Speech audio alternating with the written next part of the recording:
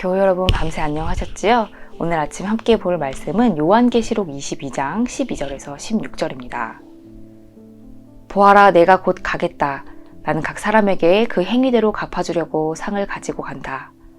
나는 알파며 오메가, 곧 처음이며 마지막이요 시작이며 끝이다. 생명나무에 이르는 권리를 차지하려고, 그리고 성문으로 해서 도성에 들어가려고 자기 겉옷을 깨끗이 빠낸 사람은 복이 있다. 개들과 마술쟁이들과 음행하는 자들과 살인자들과 우상 숭배자들과 거짓을 사랑하고 행하는 자는 다 바깥에 남아있게 될 것이다. 나 예수는 나의 천사를 너희에게 보내어 교회들에 주는 이 모든 증언을 전하게 하였다. 나는 다윗의 뿌리요 그의 자손이요 빛나는 샛별이다. 아멘. 미국 대통령이었던 조지 부시는 매일 아침 5시 반에 기상해서 새벽 기도를 하루를 시작했다고 합니다. 또 한 주에 한 번씩 백악관 전체 기도회를 주관해서 성서를 읽게 했다고도 합니다. 부시는 술은 절대 마시지 않았고, 또 부시가 집권한 동안 회식도 몇 번 없었다고 합니다. 또 부시는 하루의 마무리를 기도로 했고, 또 겉으로 보기에 정말 신실한 기독교 신자처럼 보였습니다. 또 부시는 성서도 열심히 읽었는데 그 중에서도 요한계시록에 심취해 있었다고 합니다. 그리고는 악을 심판한다는 열정에 홀로 사로잡혀서 신앙의 이름으로 전쟁을 일으키고 이라크를 침공하고 맙니다. 기독교를 회방하는 이단 사이비들도 계시록을 자주 인용합니다. 교주들은 본인들만이 계시록 속의 암호 같은 그 수많은 상징들을 아주 정확하게 해석할 수 있다고 거짓말을 하고, 또 신자들을 두려움을 자극해서 또 신자들을 정신적인 노예 상태로 만들곤 합니다. 또 신자들이 살아가고 있는 현실을 도피하게 만들고 초월적인 세계에만 관심을 두게끔 합니다. 이런 방식으로 자신들의 사리사욕을 채우는 도구로 계시록이 많이 이용되곤 하지요. 이처럼 계시록의 말씀은 여러 종류의 사람들에게 악용되곤 했습니다. 매우 난해한 상징적인 언어들이 계시록 속에 가득하기 때문입니다. 그런 분명한 것은 이단 사이비들이 주장하는 대로 계시록이 현실을 넘어서 초월적인 세계에만 관심하는 것이 아니라는 사실입니다. 요한계시록은 딛고선 현실을 외면하고 초월적인 세계에만 기대는 신앙에 분명히 맞서는 성서입니다. 많은 사람이 또 계시록은 먼 미래에나 나타날 세상과 또 우주의 운명을 다루는 책이다 라고 이해하지만, 계시록이 쓰인 반모섬은 대리석 채석장으로 세계 각국에서 잡혀온 노예들과 죄인들이 강제 노동을 하던 그런 한많은 곳이었습니다. 계시록은 미래의 삶과 미래의 구원을 말하기에 앞서 지금 바로 여기서의 구원을 외면할 수 없었던 그런 배경에서 쓰인 책이지요. 정리해보면 계시록을 통해서 우리는 나중이 아니라 바로 지금, 초월적인 세계가 아니라 바로 이 세계에서 우리가 어떻게 살아가야 할 것인지를 계시록을 통해서 찾아가야 하는 것입니다. 그렇다고 또 계시록은 부시처럼 스스로 현실 악의 심판자가 되어서 더 큰 악을 저지르는 과오를 부추기진 않습니다.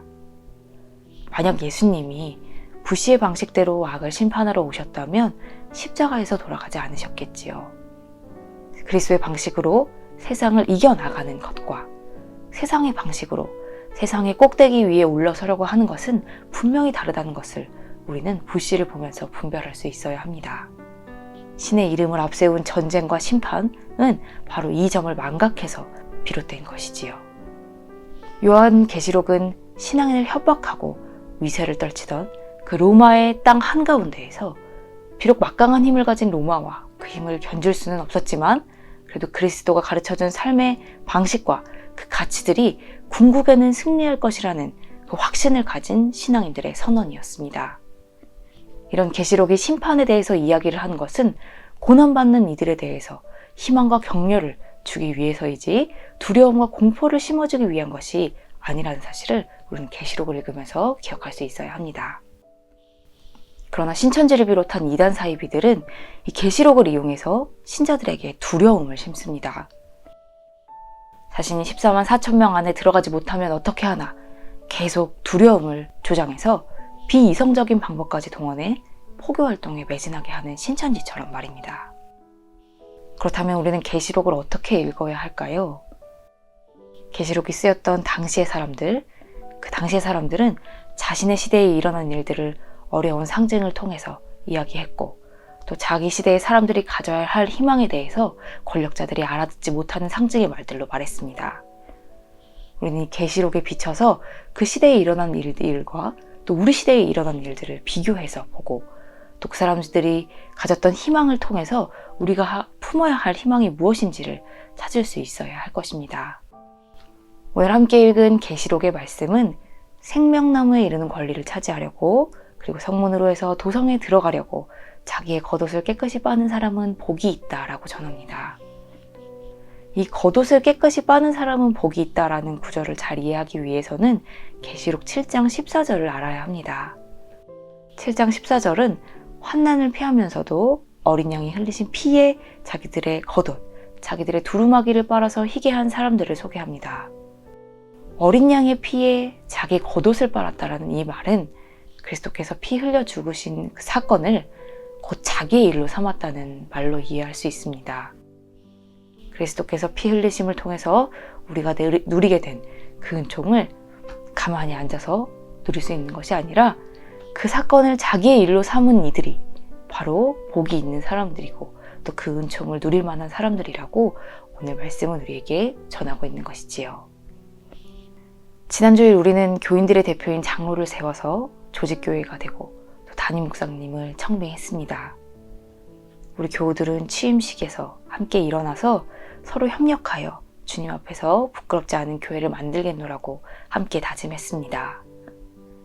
앞으로 우리 교회가 주님 앞에서 주님이 흘리신 피에 겉옷을 빠는 이들로, 그래서 곧 그리스도의 사건을 우리의 일로 삼는 그런 이들을 세워가는 그런 교회가 될 수 있기를 바랍니다. 우리가 주님의 일을 우리의 일로 삼아서 열심을 다할 때 알파와 오메가 되시는 주님께서 우리에게 복이 있다 하시고 우리가 늘 함께 해주실 것입니다. 함께 기도하겠습니다. 알파와 오메가 되시는 주님, 우리가 주님의 보혈을 그냥 앉아서 누리는 염치 없는 이들이 아니라 주님의 십자가를 우리의 일로 삼는 우리들, 그리고 주님이 흘리신 피와 무관하지 않은 우리들이 되게 하소서. 우리 벙커원 교회가 조직교회로 새 출발을 합니다. 우리가 주님께 복된 자들이라고, 샛별과 같은 자들이라고 칭찬받을 수 있도록 늘 주님의 일을, 주님의 보혈을 우리의 일로 삼는 교회가 되게 하소서. 시작과 끝이 되시는 예수님의 이름으로 기도드립니다. 아멘.